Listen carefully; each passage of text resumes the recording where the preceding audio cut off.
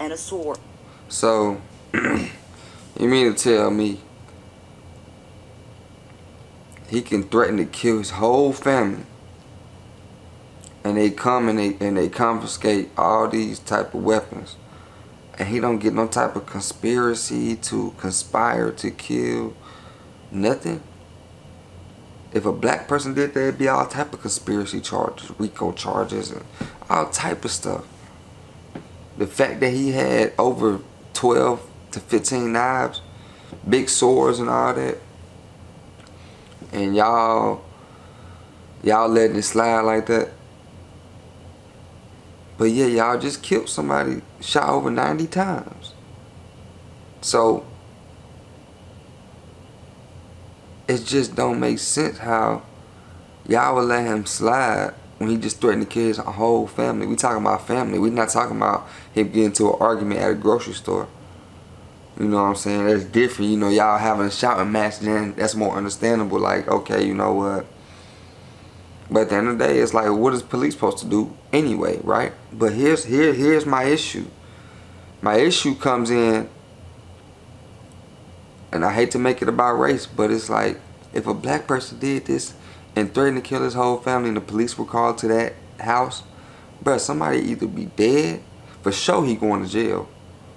Some type of attempted murder, conspiracy to attempt murder, they would bring up or make up something. I promise you, bruh. Like the laws, bro, they literally be making up laws, bruh, sometimes. Y'all don't even be knowing it. It's the way they be wording it. It's like they'll make up a wording, or you know what I'm saying? Like if something happened, they'll make up a whole term and put words together to make it fit into a law. You understand what I'm saying? Conspiracy to attempt murder. They would come up with all type of stuff. Y'all, I'm telling you. It's crazy, bro. At that time, there was no probable cause to arrest. There were no complaints that were signed by any of the victims. On Tuesday, authorities searching the home where the suspect lives with his uncle Paul say they found more legally bought guns. Despite the prior incidents revealed by police, Paul Cremo insists there were no signs his nephew would carry out such an attack. There's no warning signs. Overnight, ABC... There's no warning signs. There was no warning signs. The suspect cleared 4 background checks between June 2020 and September 2021 and was able to legally buy the murder weapon. Illinois has some of the strictest gun laws in the country, including so-called red flag laws, but they did not come into play. Bro, they got extra laws, bro. They got extra laws. Not only do they have regular laws, they have extra laws to go extensive and further. And Illinois is one of the biggest states that hands out domestic violent charges. Why he ain't get no domestic for threatening his family, threatening to kill his family, right? Why didn't he get a domestic charge? That's a domestic at least, bruh. In Illinois, bruh, facts, bro. If the police are called during a domestic dispute, somebody has to go to jail. That's facts, bro. They told me that. The police told me that, but they lied to me. Unless there's a different law book that they go under. But, bro, it's just crazy, bro. So, the fact y'all let him slide, if y'all would have went through proper procedure, gave him a domestic violence charge, like how y'all do everybody else, guess what? He wouldn't be able to get that gun. But they said his dad signed off on the shit. So... The family never filed what's known as an extreme risk protection order. The president of... But you see what I'm saying? Look what they just said, bro. They just said the reason why he was able to get that gun is because the family didn't file an extreme order, or what they say? Protection order. The filed what's known as an extreme risk protection order. Extreme risk protection order. Let a black family would have got into it with their family on 4th of July. It don't even matter, bro.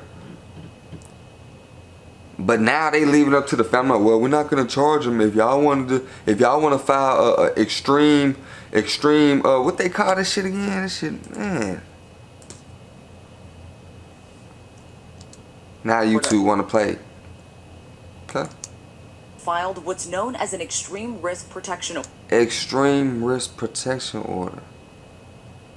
So, when he got into it, when he threatened to kill his whole family and the police came out, they gave him an option like, hey, we're not going to file charges. We're just going to confiscate his knives. And if you guys want to file an extreme risk protection order, then you guys can do that. But now they're saying since the family didn't do that, that's why he was able to get these guns. So you see the games they play and how they make the laws bend and go their way. So you mean to tell me you go out and you kill 7 people, right?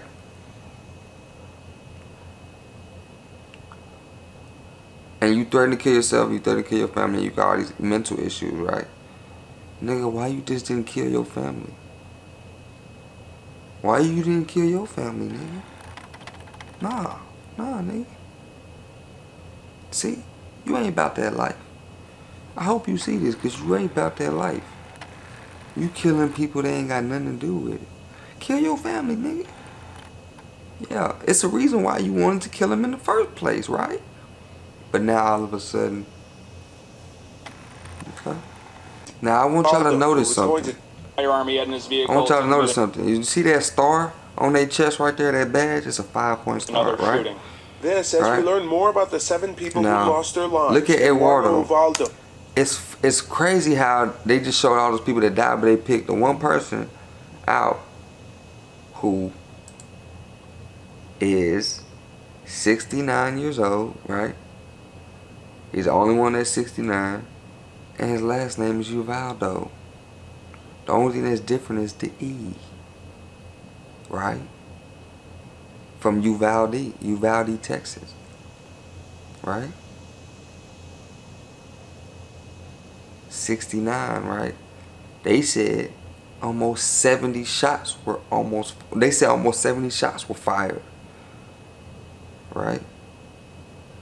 He was about to turn 70. Yo, I don't know if it's connected, but something just ain't right. There's something they ain't telling us, bro. And People now, who lost their lives. Eduardo if you pay Uvalde, who was attention, going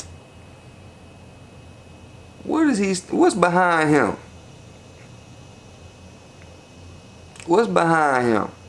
A 5-point star. Now, why would they pick him out of everybody? And why would he be standing by this big ass star? Right? To me, he looks like a cop. He looks like an ex-cop to me. He look like he done did something. and his wife looked like she know what's going on too. And she just can't say nothing. She there for the ride. But, hey, y'all let me know what y'all think in the comments. to turn 70 this week after returning from a Paris trip with his wife to celebrate their 50th wedding anniversary.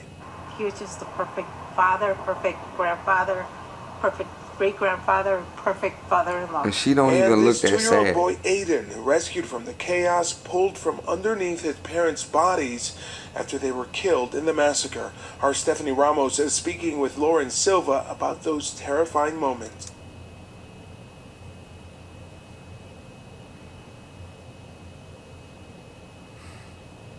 Shit is sick, bro. All this propaganda. They got this lady crying with a American flag in the background. Like, you know, yeah, this is sick, bro. He just kept saying, "Is mom and dad okay?" And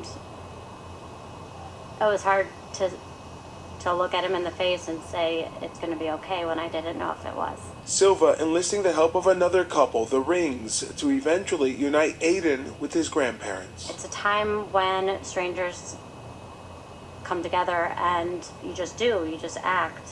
And they were doing the same thing that I was doing. And the suspect's father says he did not live with his wife or son at the time of those prior incidents. The suspect is due back in court July 28th. Robin? All right, Alex, thank you. We're going to bring in our chief legal analyst, Dan Abrams. And Dan, we heard in Alex's report from the father of the shooter, who is now being investigated because he sponsored his son's application to get a gun when he was under the age of 21, even though his son had previously threatened to take his own life and kill his family. So what type of charges could the father be facing here, Dan? Well, there could be serious charges, no doubt about it, because in the state of Illinois, when a minor applies for a firearm, a parent has to sponsor them. And a parent signs the following, that they, quote, shall be liable for any damages resulting from the minor applicant's use of firearms or firearm ammunition. And that is exactly what happened here. Now, that's a civil standard, but it would certainly apply. And I heard his father was some type of politician, right? So it's getting big. Potentially to the criminal law as well. So an aggressive prosecutor could decide on involuntary manslaughter, for example. But remember, he's saying, his lawyer's saying, he didn't know about this incident that had happened then, and that would certainly be relevant in evaluating possible criminal charges. So, Dan, do you think this tactic will become a new tool for prosecutors in mass shootings moving forward? Absolutely. We've already seen it in the state of Michigan in the case, for example, of school shooter Ethan Crumbley, where the parents there didn't sign a document like this, and they were charged with involuntary manslaughter for simply not doing enough to stop him. Wow. Dan, thank you. Hold on. Ethan Crumbley. All right.